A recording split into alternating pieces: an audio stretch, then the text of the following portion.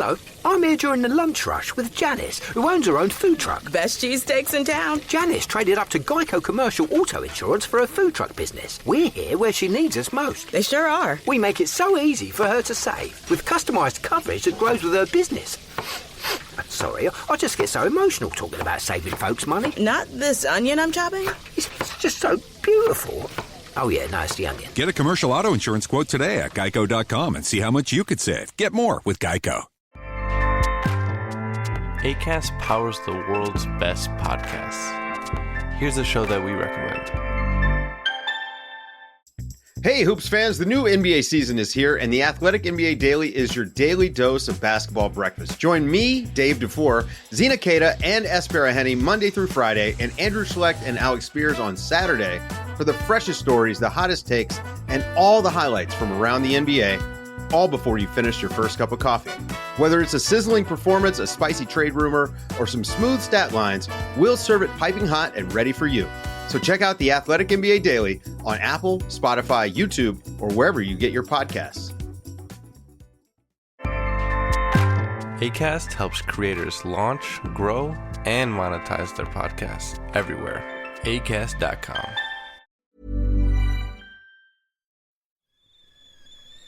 The kettle's boiled, Vic. Great. Perfect timing. Just a dash of milk for me, please, mate. Here you go. Shall we get started then?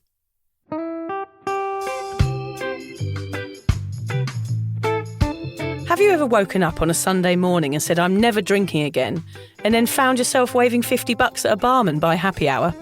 Are you wondering why everyone else can stop at 1 while you head to a dodgy after-party with a weird bloke called Disco Dave? If so, it might be time to take a deeper look at your relationship with your reliable social crutch, alcohol.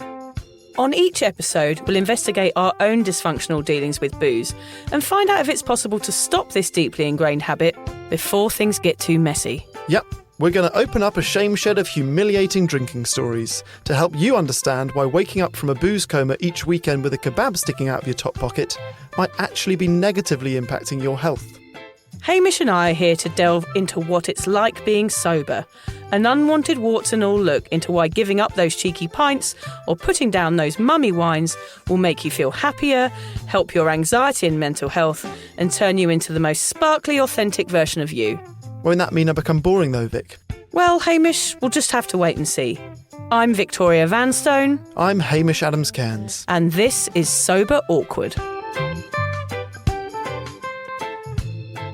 My guest today is Arabella Byrne, co-author of In the Blood on Mothers, Daughters and Addiction, which she wrote with her mum, Julia Hamilton. This was the first mother-daughter memoir to be published in the UK, potentially launching an entirely new direction for the genre of recovery memoir. Our UK listeners may have seen it reviewed in the Sunday Times, The Spectator, The Telegraph, and it was also extracted in The Times. Fleabag's Phoebe Waller-Bridge described the book as saying, unlike any book she's ever read. She wrote, it's as if they tore their own hearts out and asked the other to hold it while they wrote. Arabella is also an ambassador for the National Association for Children of Alcoholics, which we'll discuss a little later. Welcome to the podcast, Arabella. Thank you so much for having me. Thank you. It's great to be here. I have to start by saying a huge thank you. So this book, obviously it is a book about addiction, yours and your mother's, but also I feel as if it's about the beautiful and complicated relationship that parents have with their daughters, which for me was very poignant. I literally picked up this book on my first day of parental leave. My daughter is 1 day old when I start reading the book, and I devoured it over the course of that first week. I don't know if I want the relationship that you and your mum have or if I don't want that relationship, but it was good to learn about that relationship in a little bit more depth. I'm really glad you've sort of drawn out that other element to the book, which it started off as a recovery memoir. It started off as about the story of what happened to my mum and I was that 15 years ago, my mother got sober, and 9 months after that, I followed her into the rooms of Alcoholics Anonymous. And the premise of the book began as a kind of dual-voiced recovery memoir. And as we started writing the book and talking about the book as a concept, it actually became about mothers and daughters and about how addiction lives in the space in between, and what happens in this kind of peculiar relationship between a mother and a daughter when you can say with some clarity, I believe that I inherited my illness, my alcoholism from you. And once we started thinking about mothers and daughters, I think my mum brought to the page quite a lot of stuff about her mother. And, my grandmother wasn't an alcoholic, but what we wanted to sort of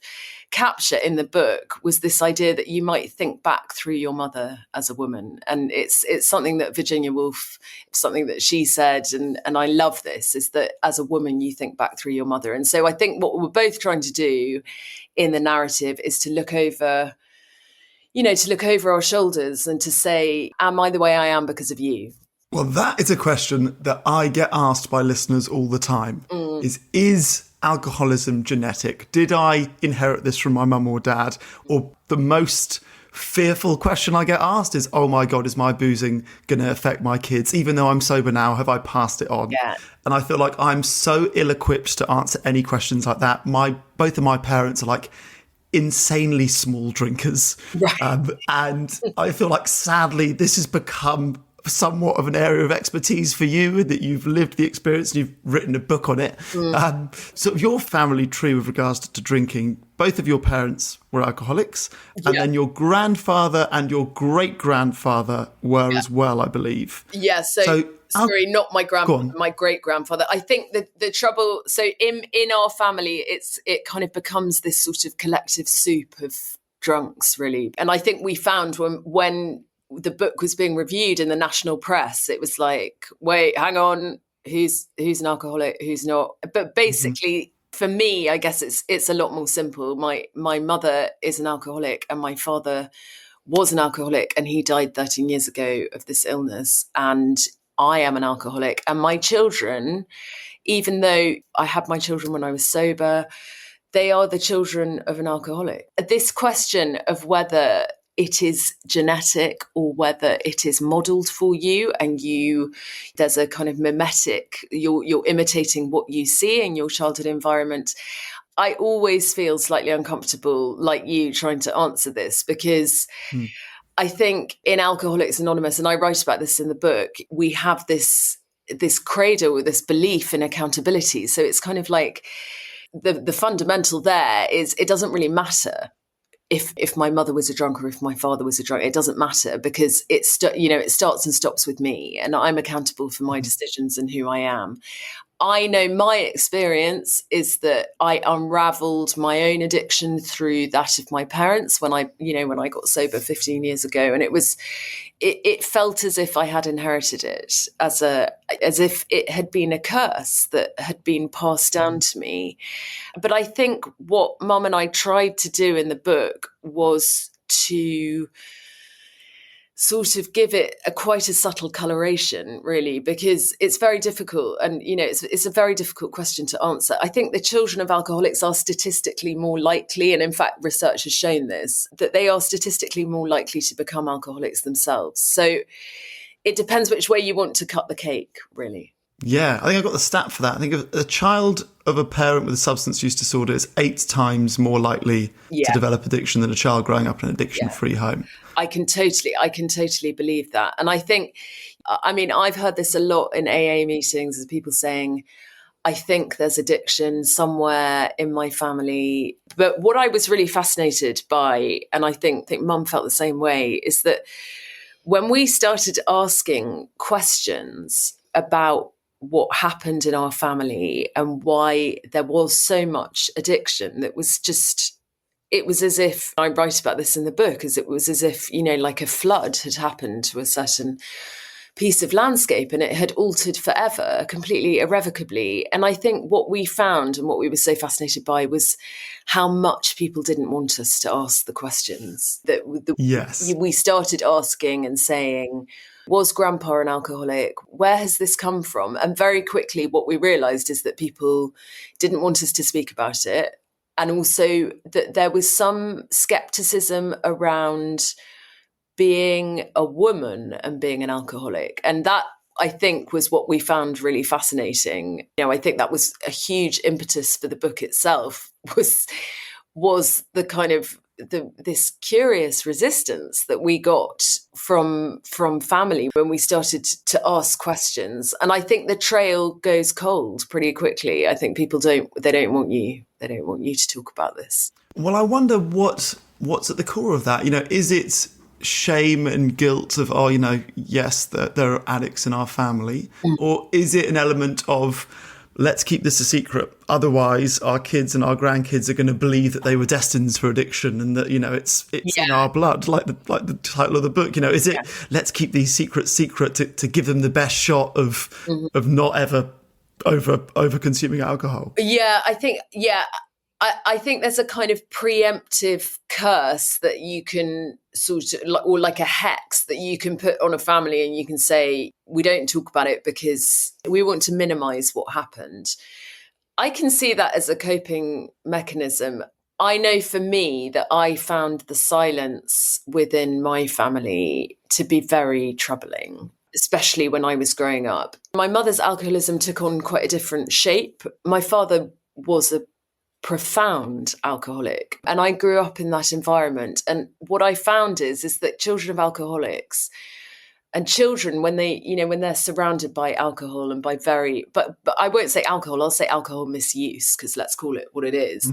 You're gaslit all the time. I remember saying to my brother, is dad okay? And very often, oh, he's fine. It didn't make sense. But you're constantly told that there's nothing wrong. You're not, you're imagining this. There's absolutely nothing wrong. I mean, I remember being sent home in a minicab because my dad had passed out and couldn't drive, and just being told, no, it's completely normal. I think the abnormal quickly becomes very normal for children of alcoholics. And I felt like I had come to NACOA, the National Association for Children of Alcoholics, before I wrote the book. And I really felt that I wanted to write about this experience in a way that I guess that I hadn't seen in memoir before, really. I think recovery memoir is still, I think it has a long way to go. I think we still see it quite a lot of stock examples of recovery memoir. I think it's beginning to change now.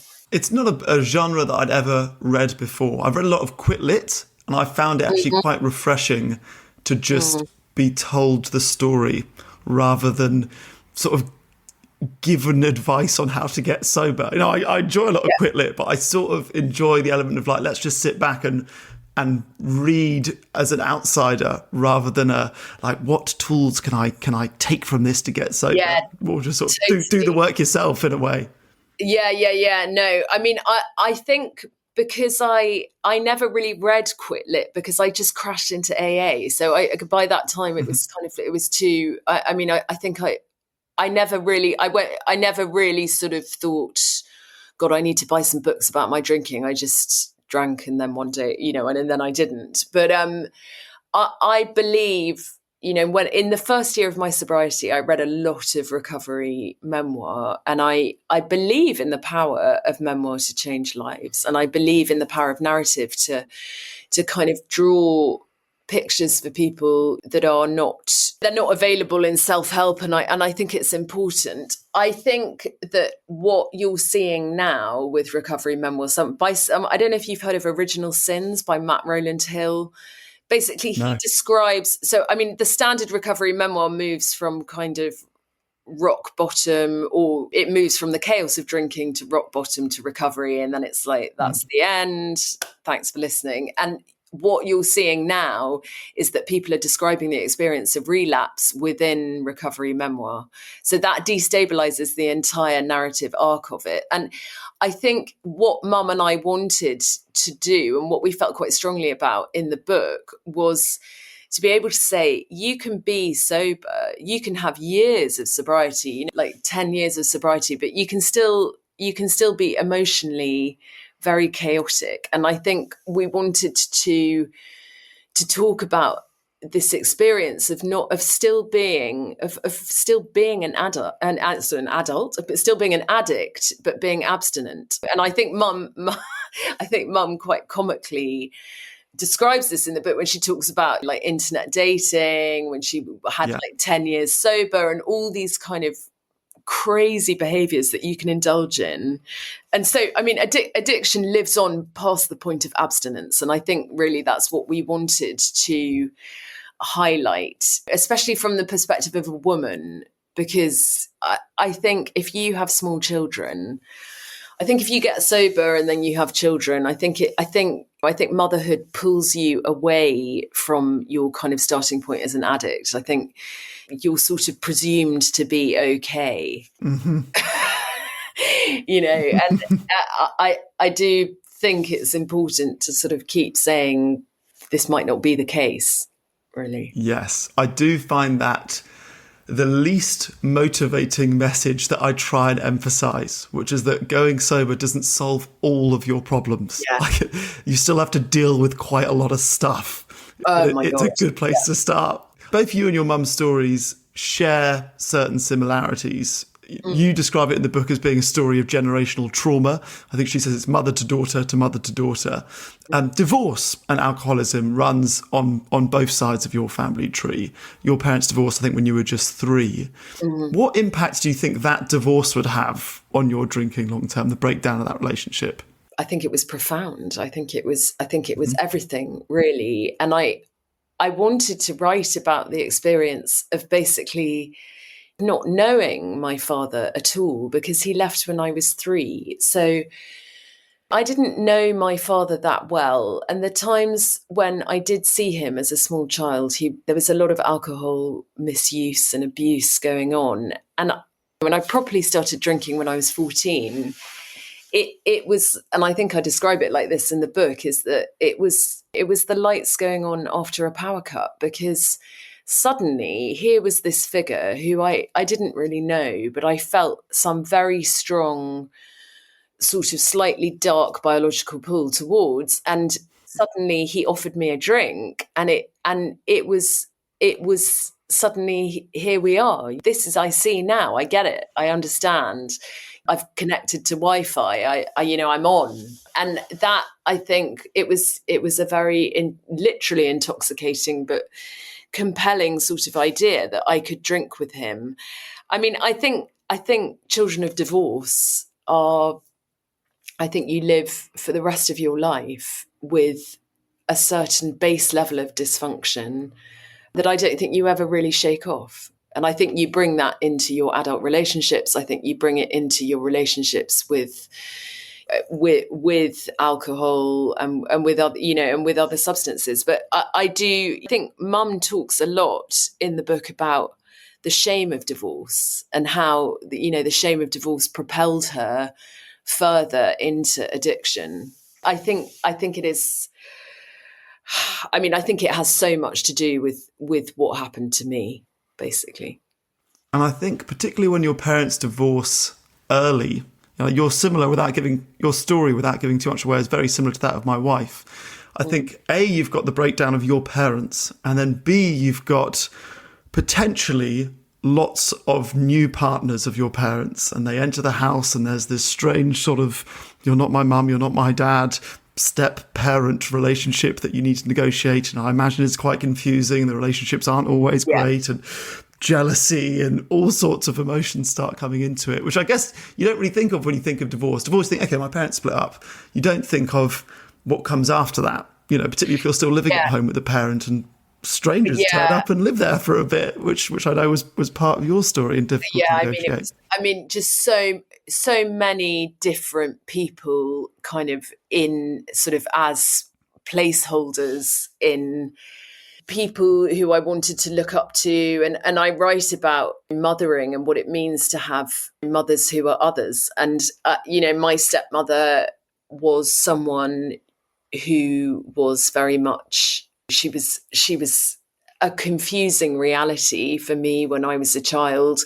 I also feel now as an adult and as a mother, I feel now that suddenly being handed 2 small children when you're newly married and 2 children that aren't your own, or children that aren't your own, is also a very difficult reality.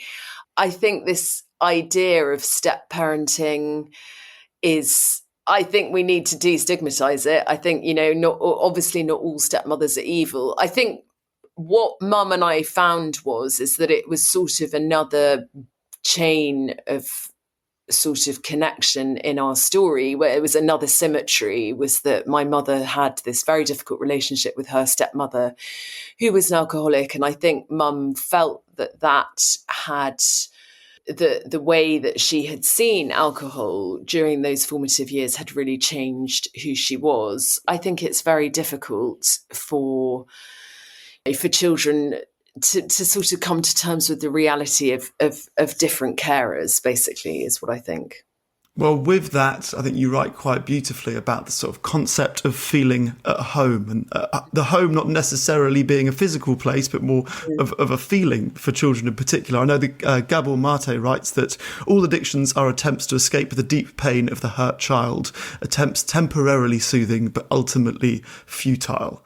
I know, as a result of the breakdown of perhaps, your parents' marriage, you described your alcoholism coinciding with feeling like you did not have a home. And lots of people that you met at AA described a similar sort of thing. Mm-hmm. And you'd go on to say that AA sort of became the first place that you'd been at, which felt like a home to you. Mm. What was it about AA that was homely or sort of comforting in that way?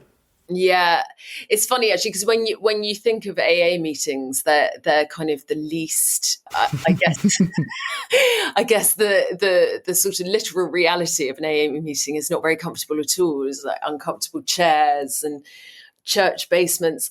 I felt for having so lacked any sense of cohesion in my early life, or this sense of community. I went to AA when I was 26, and it felt to me that it was a therapeutic community that felt like home. And it felt like home, I think, because I felt seen for the first time. And I felt a kind of this sort of communion with a group that I guess I'd never really had before. I definitely hadn't had it as a child. And I think because I grew up in such a strange environment, I think my relationship with my peers when I was growing up was always felt quite strained. And I moved, when I got to AA, it was such a relief to be able to kind of address these problems. I still see AA as home, and it is my home because it's where I grew up. And in some ways, I guess I never grew up in the homes that my parents provided for me. And I matured there sort of under the watchful eye of different people. And I have a huge amount of affection for what AA can do, especially if you're young and you come in when you're young. It feels important. Interesting. Mm. So home is the place where you grow up. That's sort of a definition of home to you. Yeah, I guess so. I was also allowed to make mistakes there, and I was allowed to sort of make mistakes, and I was always welcomed back. And it just became, for me, it wasn't just a shelter. And I think I write about this in the book, is that alcohol was a shelter, but it was a flimsy shelter, and it always threatened to collapse on top of me. Whereas home, this idea of a home, was far more elusive, and I found it in AA. I think as well that I think there's something about the places that you drink when you're a woman. And I think if you're a female addict, and I know that Mum really wanted to write about this, was the experience of having small children, of being constantly in the domestic environment, but also trying to get the fix at the same time. And I think we wanted to write about this idea that a house can be a home, but it can also be a prison. And it can also, and that home is entirely it is what you make of it, really. It's far more metaphorical than we think. Did you want to attend AA meetings that your mother was at so that you're sort of, this sounds too weird, but sort of be at home with your mum? Or was it just the fact that was the closest one to you, that was the closest one to her, so you happened to be there at the same time? That's a really good question. No, at the beginning, when we first got sober, we were living in quite a small, Oxford's not a big place, and the fellowship there wasn't big. And so inevitably we had to go to the same meetings. I think I wanted my mum to hear what I had to say in that. So we were sort of in co-recovery for a year together. And I think a lot of my motivation for going to meetings as much as I did was that my mum might be a witness to what had happened to me. And actually someone in a meeting said to me, I think it was maybe after 6 months, and she said, it's okay. You don't have to go to the same meetings as your mother. And she doesn't need, I think she was trying to protect my mum, because she said, you don't need to keep injuring her in this way. And I think a lot of it was acting out in that first year. And I think you look back on early sobriety and you realize how, just how much pain you're in. But I wanted my mum to hear what had happened to me. And I wanted to, but in quite an unusual space, right? Because she couldn't respond. She couldn't answer back. And there was no one to say, we don't believe you, or like, that's enough now. So this was quite a radical proposition, that we might be a mother and a daughter, that my mum might be sitting there listening to what I was saying, which was quite fruity to begin with. Hey, it's Austin James. If you're like me, trying to live your best life while living with diabetes, you can relate to worrying if you're doing a good job managing your diabetes. I use the Freestyle Libre 3 Plus sensor to get real-time glucose readings and see the impact of every meal and activity to make better decisions. The Freestyle Libre 3 Plus sensor can help me live life with diabetes on my own terms, and it gives me more time for the things I love, like being a dad and a musician. Now this is progress. Learn more at freestylelibre.us. For prescription only. Safety info found at freestylelibre.us. Hello, I'm here during the lunch rush with Janice, who owns her own food truck. Best cheesesteaks in town. Janice traded up to Geico Commercial Auto Insurance for her food truck business. We're here where she needs us most. They sure are. We make it so easy for her to save, with customised coverage that grows with her business. Sorry, I just get so emotional talking about saving folks money. Not this onion I'm chopping? It's just so beautiful. Oh yeah, no, it's the onion. Get a commercial auto insurance quote today at geico.com and see how much you could save. Get more with Geico. I think I had quite a few war stories. And then it's funny now, because I never get to go to meetings with mum anymore, because I can't ever go out in the evening because of small children. And now I wish I could go to a meeting. And actually, occasionally we do now go to meetings together, and it's always now this amazing experience. And I feel like the hurt of those early years of sobriety has evaporated, and now I feel like it feels like we're there holding hands. We're not, I'm not trying to throw things at my mum rhetorically across the room. I feel like a sense of huge pride now.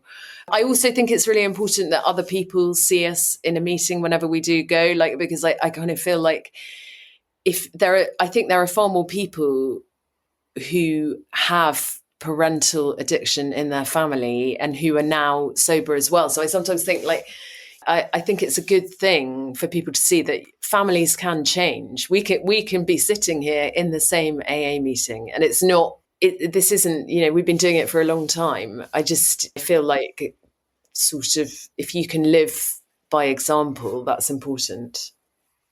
Do you recommend it to other sort of parent-child relationships who both, it's such a fragile thing to do. Like you say, you're going to say something that really pisses them off, but long-term it might lead to sort of a communion and healing together.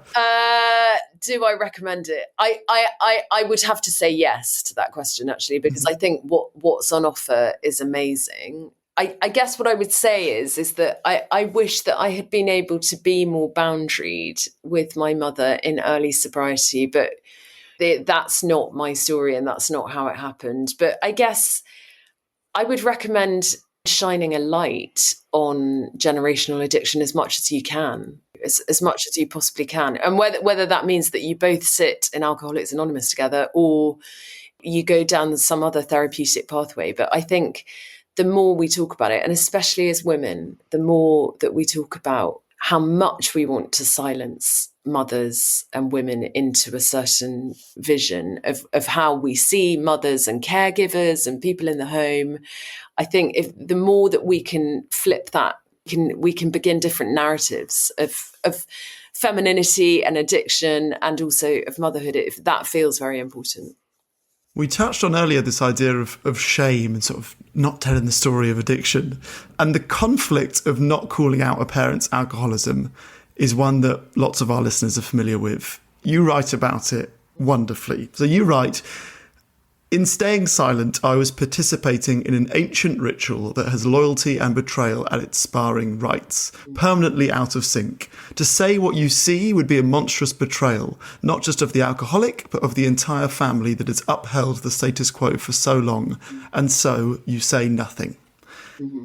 If you could do it all over again, or if anyone with an alcoholic parent reaches out to you for advice, how do you recommend they deal with that situation? Do you call it out? Do you stay in silent? Is there a right or wrong way to even approach that? It's so hard because I look back and I was writing about my father actually in that part of the book, and I wish that I had called it out, but I never had the courage to do that. And I actually don't. I think courage is the wrong term here. I loved my father very much and I didn't want to betray him. And I also felt that it was a pretty pointless conversation that at the end of his life, because he wasn't going to stop drinking. And so I guess there was an element of resignation and an element of upholding a certain status quo. I think the more that we talk about, I think when you talk about having an intervention of a parent, I think that's a very sensitive and very high explosive territory there. I think the more that we can talk about this narrative of children living with and then becoming adults and growing up with alcoholism in their family, I think the more that becomes mainstream, the more people are going to feel able to challenge what they see and to say, I don't care about the cultural codes that tell me that this is a normal thing.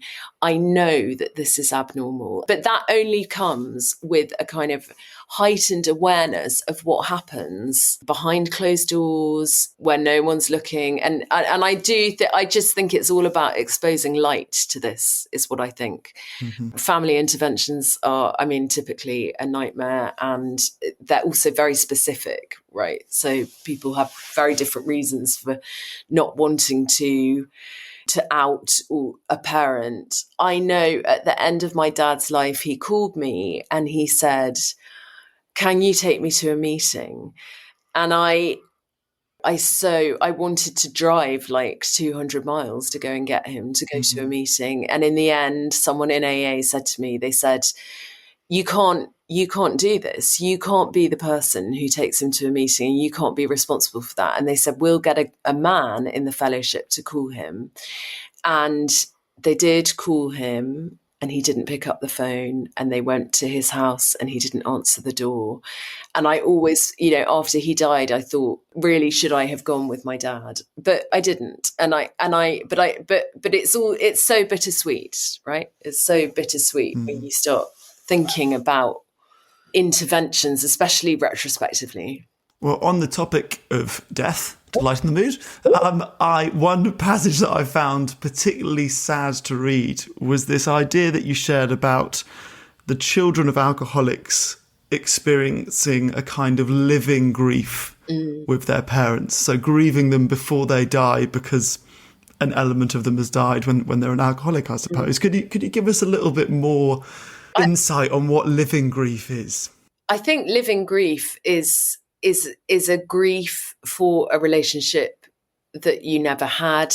It's a kind of it's a grief for something. It's sort of, I think it begins at sort of in a weird sort of phantom nostalgia that you might have for how things could have been or what you never had. And I used to have this, both of my parents, I used to think it's as if you've already died, because I want a mother and a father, and but I don't think I have one. Or maybe I did have one, but I can't find it anymore. And when my father died 13 years ago, I remember finding the beginning of formal grief very confusing, because I felt as if I had actually grieved him for many years before that. I mean, I guess it's even more complicated, really, than saying someone died and then I grieved them. I never really had that relationship with my father, and I always felt that I wanted it. And then he did actually die, and it felt like a blow that I could not have anticipated. And it was very confusing. I think living grief is very typical to children of alcoholics. And I think also, I think the other thing is that children of alcoholics many of us are estranged from parents. We don't speak to members of our family because of what's happened, because of alcohol misuse. So I think that you really do experience the feelings of separation and disappearance, all of these very troubling corollaries of what happens. That's such a complex series of emotions to deal with. Yeah. Reading that passage broke me, because I've got lots of friends whose parents are alcoholics. I often reach out to them with hope. I'm like, oh my God, she's going to rehab. Great. Like, this sounds like a good one. And they are kind of hopeless. They're like, yeah, we've heard this before. Or like, I just got a call from her. She's great. Yeah. She sounded like this 6 months ago and nothing changed, and there's this element of they've gone, it's really tough. It's heartbreaking. I think it is absolutely heartbreaking. And I remember when I first heard that term, it was absolutely groundbreaking for me, because I thought, at strange times and points, I would just burst into tears, and people would say, is everything okay? This is when I was still drinking, and I could never quite put my finger on what it was. And when I heard the term living grief, I realized that I was grieving for something while my father was still alive, which I think it's a very profound and complex term, actually, but I think it's very useful as well. Mm-hmm. Both you and your mum were in different ways saved by your children. So when you were just 4, you walked in on your mum as she was about to make an attempt on her own life. Mm-hmm. And whilst when you were a parent, you were just about to seemingly relapse when your daughter cried out, which sort of snapped you out of it and you stopped. By the time you were a parent, you were already sober. So what effect do you think parenting has had on your recovery? Because I kind of see it as a crossroads for so many people. Either their drinking ramps up because it's stressful and you're home alone a lot and you want to reconnect with the old you, or you go, hang on, I'm a parent now, there are consequences, there are responsibilities that I need to pay attention to. So yeah, how did it affect your recovery? Yeah, I mean, I would say this probably isn't a very popular answer to that question, but I would say I found it really difficult. I found it really difficult being, and I write about this in the book, I found it really difficult being pregnant as an addict, because suddenly people think you're not drinking because you're pregnant. And for me, that felt like it felt as if there was some strange form of sort of complicity there. I wanted to say to people, I don't drink because I'm an addict, but it's not because I'm pregnant. I found it very hard. In terms of the day-to-day of having small children and being a recovering addict I find it difficult to get to meetings. So, you have to, I guess it's a lot more online now. My practice is a lot more online. I look back on the time before I had small children when I could go to meetings all the time. And I look back and I just feel really glad that I was able to do that. And I was living in America where the culture was that you would go to a meeting once a day. And sometimes I went twice a day. And I just feel so glad that I had that. I had a good 7 years of sobriety before I had children. So I had really strong foundations. It's hard now because I can't go to meetings in the same way, and I can't sponsor people in the way that I used to. But I know that on my hardest day of parenting is like instantly made better by, I don't know, just some small bit of AA wisdom, it's a breath, it's a moment, it's a phone call to someone in the fellowship. And that connection is really important. I guess I'm coming up to the point, I have a 7-year-old. So she wants to know why I don't drink. I guess we're kind of coming to that consciousness, but she also wants to know what the book is about. Yeah. Is she allowed to read it, if ever? Well, I mean, with you, without you? What's that? Yeah, how's that going to play out? Yeah, I got asked this question a lot actually when we were doing the publicity for the book, and they were like, "Are you happy for your children to read the book?" And I always say, and I maintain this, I'm really proud of the book. I stand by what I wrote. I think it was difficult when there was a lot of publicity around the book in the national press. I guess there were headlines that I didn't want her to read because that's a big conversation. And I think what Mum and I felt when the book... So I suppose the other kind of thing to note is that when we were writing this book, it was hard to believe that we thought that people would be interested, but we had no idea that it would suddenly kind of like really take off in this way, and that it was a narrative that was far more universal than I think we understood at the time. But I guess, what we felt when we were doing the publicity around the book was that we were constantly sensationalized. And we wanted to say, actually, we feel that the book is far more subtle than this, but the headlines and the press, and it went on for quite a long time. And it was a lot. It was a lot. It was a lot for me, and I'm a journalist, and I'm kind of used to being in the papers. That this was another angle, and I think that the temptation to sensationalize and headline addiction in this way for clickbait and for lurid details is something. I guess I was really exposed to it then, and it's made me think about how, certainly in this country, we talk about addiction, and I didn't get the sense that it had really moved on that much. There still seems to be quite a lot of shame attached to it. Is what I was saying, and people kept saying to Mum and I, "You're so brave." And we were like, well, what do you mean we're shameful? Or like, what? Yeah. Yeah, it was a lot. Yeah. But in short. That's a good point. You're so brave is a double-edged compliment, it's isn't it? like, you don't mean I'm brave. It's like, you mean I'm nuts. Or like, oh dear, how shameful. But Vic has had the same problem with her book. So she's always like never identified herself as an alcoholic. She doesn't feel comfortable with the term alcoholic, but she's like, I was certainly an overdrinker. And she does interviews and she's quite clear about that. She goes, I wasn't an alcoholic, but I'm sober. Headline comes out, alcoholic mum neglects children, or like one night stand drunk. It's like, what is going on here? And suddenly, and also like we felt that we'd had these long interviews that people were like the interviewer was raving about the book and we were talking all about it. And then it was headlined like, my mum gave me wine age 5 and then I was a drunk. And it was a lot. It was bordering, I would say, on too much. Yeah. For a period. Well, let's talk about your work with the National Association for Children of Addiction, NACOA. Which is so much easier to say. So they describe their mission as to eliminate the adverse impact of alcohol and drug use on children and families. We envision a world in which no child who struggles because of family addiction will be left unsupported.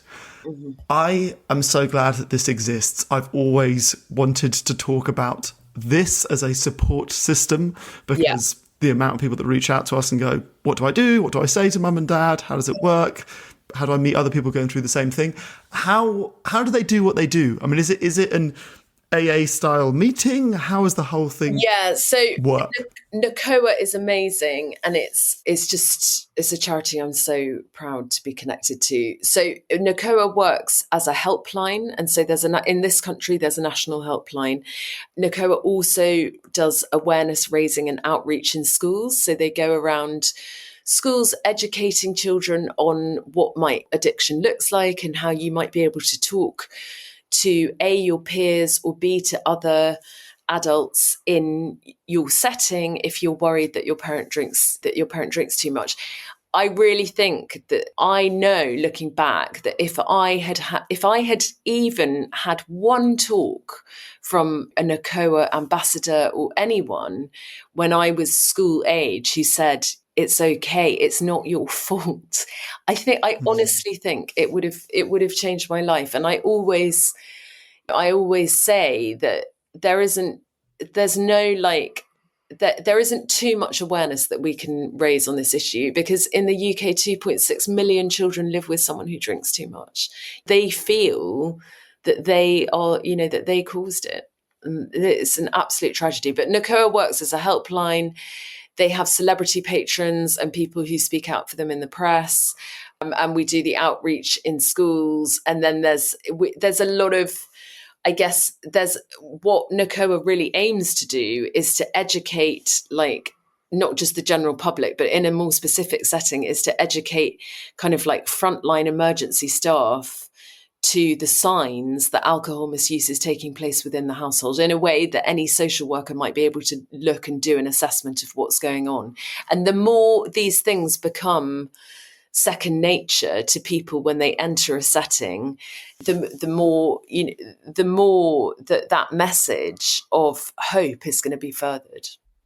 Do you think you would have benefited from meeting other children with addicted parents at that age as well? Was there an element of like, finally someone who knows what's going through what I'm experiencing? I think if I had been a part of that community, I think I would have found it just so uplifting. And also I honestly think it would have changed the direction that I had taken. I really do believe that, because I felt so alone with I remember as a young child just wishing that I had different parents, just absolutely wanting to be anywhere but where I was. And I sometimes, when I sort of do the helpline for NACOA and I do the odd shift, I can't believe the stories that I'm hearing, like children who need a bedtime story read to them because their parents are drunk. It's just awful. It's heartbreaking. I honestly think that it's the most important thing I do is to be able to talk on behalf of them. Oh, it's so good to hear. And so is that only in the UK? How do we access that? Right. So NACOA is in the UK, but there's also NACOA USA. There's German NACOA. I think the movement's great. I think there might be one in Japan. The movement is growing, but NACOA UK, I would say for the English speaking demographic, NACOA is there, and it's and the website's amazing and it's easily accessible. Great. Well, I just want to end again by saying just a huge thank you. I've never gotten anyone on this podcast to talk about a book other than Vic, because I feel like I can read the book, if I don't connect with it, I'm not going to bullshit. I'm not going to lie to anyone. But I've found yours, I think, it being a mother and daughter, both of you being writers, like also me as an English literature student, I was like, okay, the book's named after Brideshead Revisited. And then 2 sentences in, your mum used to date a poet called Byron. I'm like, is it that one? No, she's not that old. So I was like, I'm in. But within 3 pages, I was like, I'm in. But I feel like it can. I feel like the book can, in equal part, give hope to children of alcoholics and alcoholic parents who are frightened of the effect it might have on their kids. So I really do think it appeals to such a broad audience that is our audience, that is very much the podcast audience. So I want to thank you, and please thank your mum for writing it. And thank you for coming on our podcast. Not at all. Thank you for having me. If you're questioning your relationship with booze, you're struggling to moderate, or your hangovers are causing anxiety, it might be time to reach out for some support.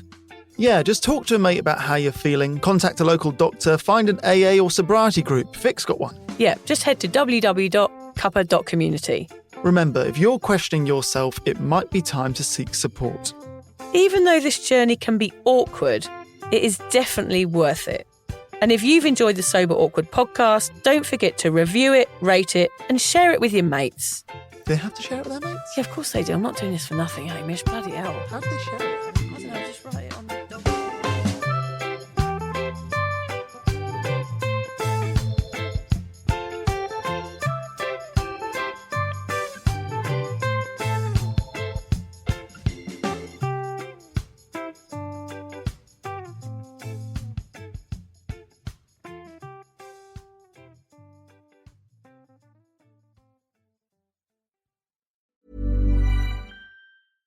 Well, we know Central Ohio has the best football team. Did you know we have the best credit union, too? It's easy to fall for CME, Ohio's #1 credit union, recognized nationally and statewide by Forbes and rooted right here in Central Ohio. CME Federal Credit Union. Bank with the best. Membership subject to eligibility. Federally insured by NCUA, Equal Housing Lender. Visit cmefcu.org for additional details.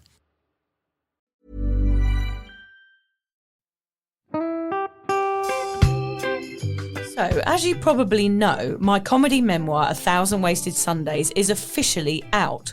All my magnificent fuck-uppery in one awkward hit.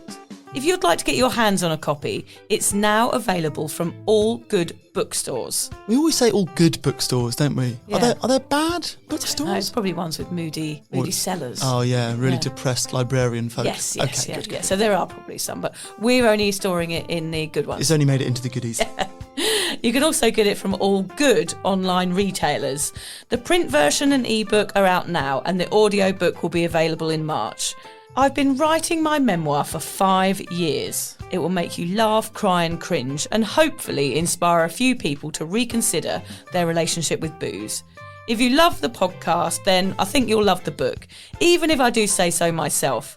Hamish has read it. What did you think? I feel like I know a little bit too much about you now, to be honest, Vic. Look, I really loved it. It was hilarious and surprisingly moving, but I feel like I've seen you naked in a literary sense. Yeah. Does that make sense? Yeah, that's worrying. Yeah. From an emotional point of view, seriously, it wobbled my teeny weeny wooden heart, Vic. Okay. My teeny little wooden heart. Well, his teeny little, his wooden heart is broken. Anyway, so if you do manage to get your filthy mitts on a copy, please do me a favour and head to goodreads.com and give me a review. Doing that will help me get it out there to those that need a bit of sober support. So there you have it. My story, unwanted warts and all. Come and get awkward with me. Not to be too demanding or anything, but seriously, go and buy it now. Yeah, go and buy it. Go and buy it right now. Yeah, don't just tell your friends, buy it, and then buy your friends one or two. Yeah, don't give them a copy, buy it. Yeah. And you know what? Don't be careful where you store it. If you lose it, you can always buy another 5. Buy another one. Yeah.